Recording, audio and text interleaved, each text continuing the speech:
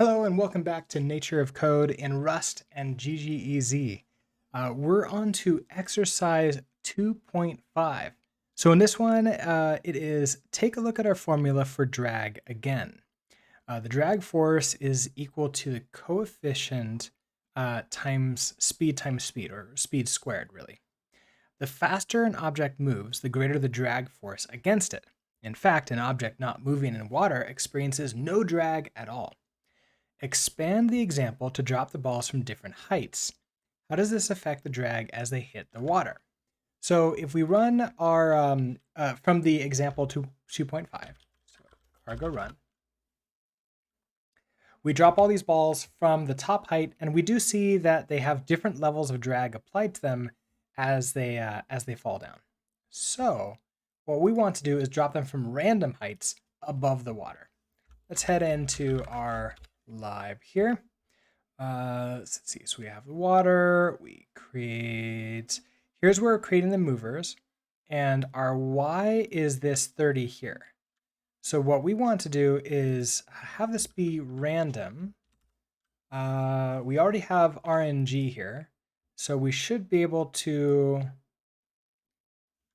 We have the height of the water, so that the start is this x minus divided by 2.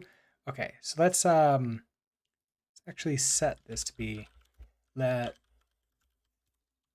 water start y, and that's going to be our height divided by 2. And so you become a water start y. And that means here we can do an RNG gen range. I want between, what was that? It's 30 down because 30 is what we can possibly have here. So we can also create another variable for maybe like our start here.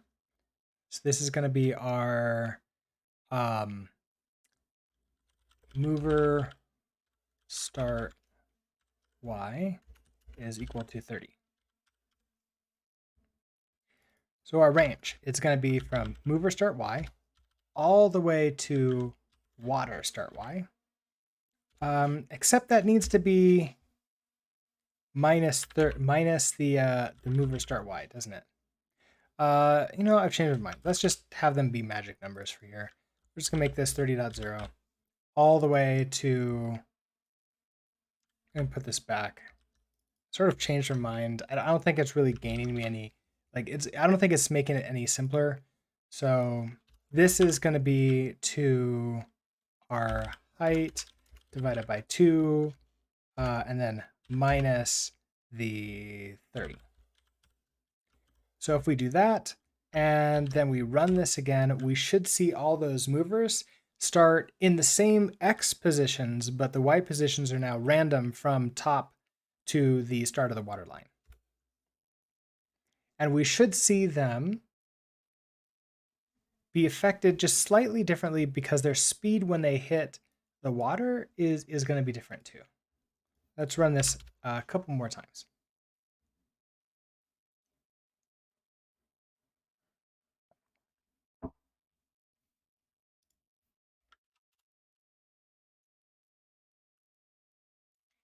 And that is exercise 2.5, setting the Y positions of these movers to be randomly so we can sort of like see how they get affected by the drag as they hit the water.